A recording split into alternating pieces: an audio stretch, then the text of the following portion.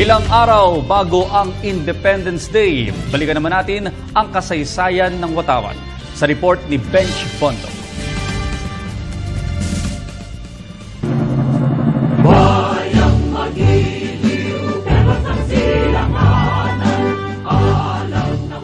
Bughaw, puti, dilaw, pula.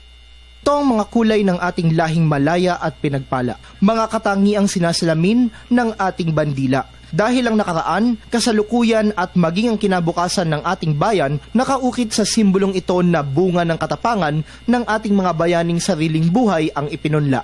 Kaya naman upang mapagyaman ang ating isipan at pagkamakabayan, may ilang impormasyon at kwento ukol sa ating bandila na mahalagang malaman ng madla.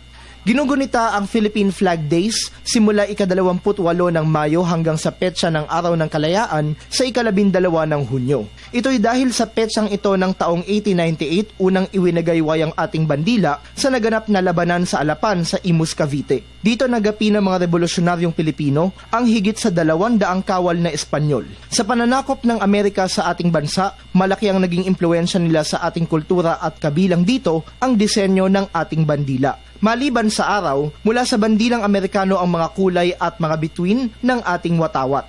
Ginawa ito ng mga nagdisenyo nito bilang pagkilala sa anilay pagsalba ng Amerika sa Pilipinas mula sa kamay ng Espanya. Ngunit dahil ang pananakop, sa bisa ng Flag Act of 1907, ipinagbawal ng mga Amerikano ang paggamit ng bandilang Pilipino. Makalipas ang 11 taon, naamyendahan ng batas at muli, naging opisyal na simbolo ng ating bansa ang bandilang Pilipino. Bukod sa pagiging busilak, sinisimbolo ng puting tatsulok sa ating watawat ang katipunan na kilala bilang samahang nagtaguyod ng ating kasarinlan laban sa mga mananakop na Kastila.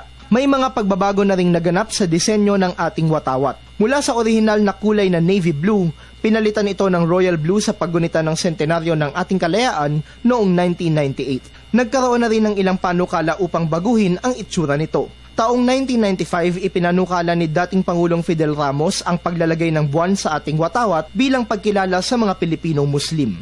Ang kaisipang ito, isinulong din ni dating Senador Richard Gordon. Ngunit sa halip na buwan, nais naman niyang magdagdag ng ikasyam na sinag sa araw na nasa ating bandila.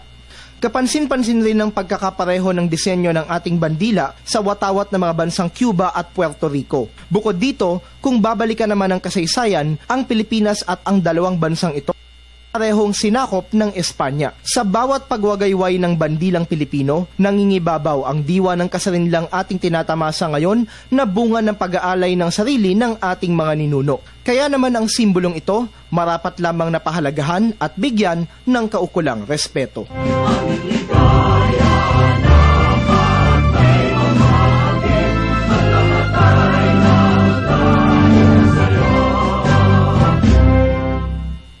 Para sa Telebisyon ng Bayan, Benj Bondo.